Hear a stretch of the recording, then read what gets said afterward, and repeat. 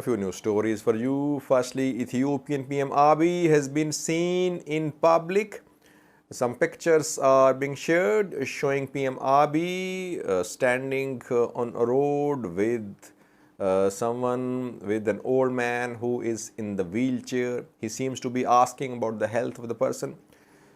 Is this public awareness of PM Abiy is planned, or does it happen suddenly? Secondly, viewers, we have a new story about Mai Cadera incident, which happened in November 2020, a massacre. The joint report released by Amnesty International and Human Rights Watch also mentions the Mai Cadera massacre. Who was killed there? Who were the attackers? What does this report say about Mai Cadera? Thirdly, viewers, Oromo Liberation Army spokesperson is speaking about the ongoing major operation against this armed group. Oda Turbi has released some statements. He is mentioning some areas where heavy fighting is ongoing. Secondly, he has responded to some recent accusations that his group OLA is involved in killing some Abagadas or not killing or not. And what about a recent attack in Kamashi zone of BG in which some 3 police officials were kidnapped? He has responded to these allegations.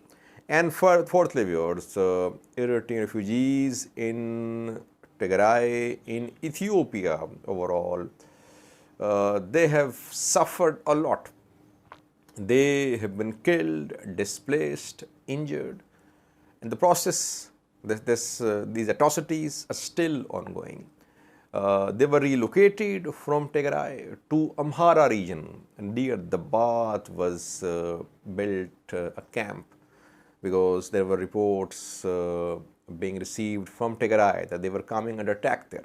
So they were relocated to Amhara region.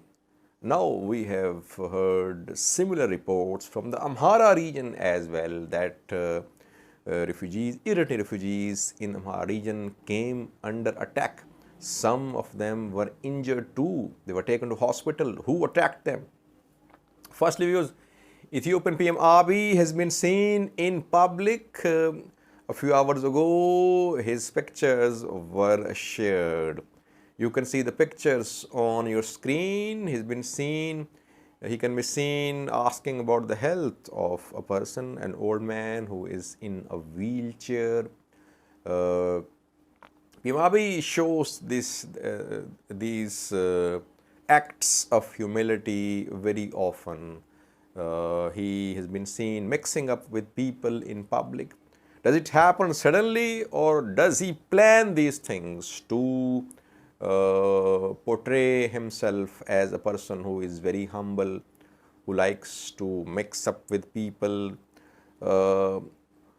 He's been seen in public gatherings. I remember an incident when he was attending a ceremony, a party in Addis Ababa, and he was walking from the hall to the stage to deliver a speech, and a performer's shoe was lying on a stair there. He bent there and he picked up the shoe and gave it to the performer there.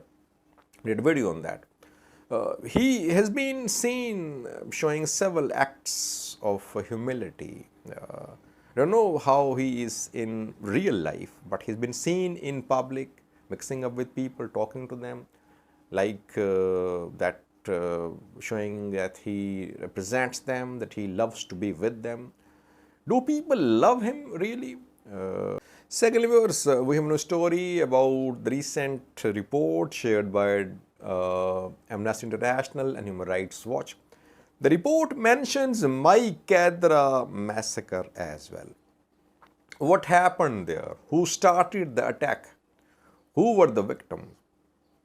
The report says that on the 9th of November 2020, in mid-afternoon, Tigrayan militias and Tigrayan residents, they attacked Amhara residents of the town Maikadra. They attacked them with knives, machetes, and around 229 ethnic Amharas were killed. 100 more were injured, they were taken to hospitals. So the attack was started by a Tigrayan militia and Tigrayan residents of the area. What happened after that? After that, Amhara forces, Amhara militia, they took control of Mai Cadera town. Then a revenge campaign started against Tigrayan residents of Mai Cadera and surroundings. Tigrayans were arrested in large numbers, they were attacked, they were killed, they were thrown into concentration camps, and they were expelled as well in large number from Maikadra and neighboring areas. So both parties are involved, but the attack was launched by Tigrayan militia and Tigrayan fighters, according to this report of HRW and Amnesty. Then revenge attacks from Amhara forces.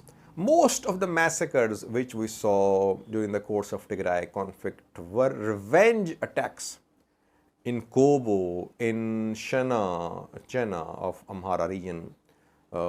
Then we saw in Aksum as well. Almost all were revenge attacks. There was an attack on army, on a group of soldiers.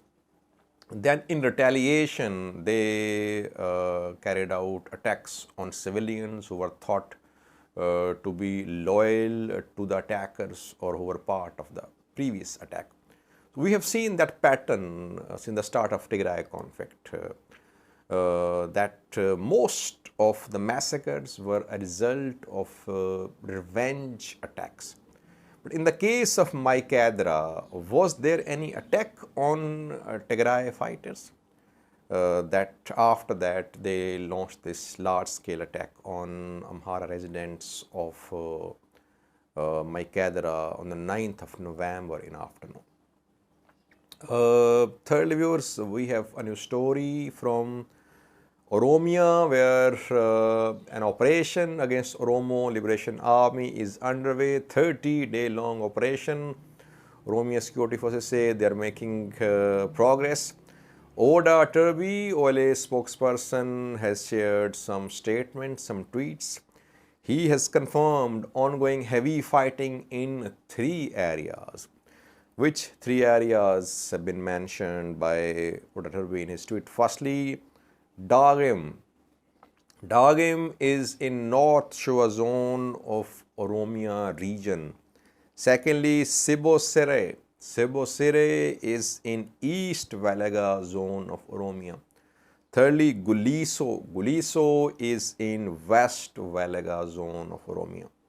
So OLA is confirming heavy ongoing fighting between OLA fighters and government security forces in East Valaga, West Valaga, North Shua. Reports are coming in about fighting in West Shava and Guji, southern Oromia as well. Meanwhile, OLA has denied having killed any Abagada. I reported in a video 2 days ago that an Abagada in East Valaga had been killed. And OLA was being blamed for the killing of Abba Rasha Marcos in East Valaga. OLA has denied having killed Abba Rasha. A few days ago, we saw a claim from Gilo Mando. He is also an Abagada from Guji. He said that OLA fighters opened fire at his house. They fired bullets. Again, OLA is denying this attack. And lastly, Kamashi zone of BG, where 3 prison officials, including a commander, were abducted this week. BG government officials, they accuse Oromo Liberation Army, but Oda Turbi is denying having carried out any attack, his group in BG. OLA is denying all these 3 attacks, but heavy fighting ongoing in west and south parts of western southern parts of Oromia.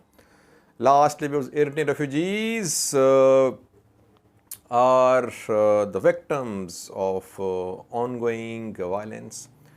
They were displaced from Tigray. There were 4 refugee camps of Eritrean refugees in Tigray. When the conflict started, Mayani, Adi Harish, and 2 other refugee camps.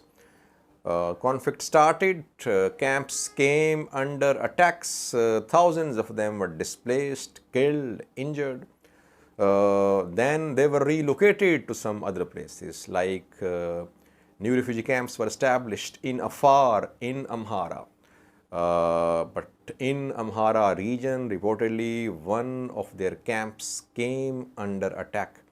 The camp is situated near the Bath Wareda. I think it's North Gondar zone of the Amhara region. Here, unknown attackers carried out an attack on this refugee camp, and several Eritrean refugees were injured. Some of them protested too. Several videos are being shared showing protesting Eritrean refugees near the Bath, in the Bath Wareda of North Gondar zone. Who will protect these Eritrean refugees? Who will raise a voice for them? They cannot go back to Eritrea because obviously they fled Eritrea. Now they have been the victims of violence in Tigray, in Amhara, in Afar. Where should they be sheltered? They are coming under attacks everywhere, in Afar as well. At least 5 Indian refugees were killed in an attack, if you remember. There's a video on that. In Tigray, we have done several videos that they came under attack from all sides. Now it's happening in Amhara. Amhara regional government must ensure the protection of the refugees. Who attacked them? People say some militias attacked them. Were the attackers Fanos or some others? We don't know. But it is being said that some militia members attacked them. Hey, it's got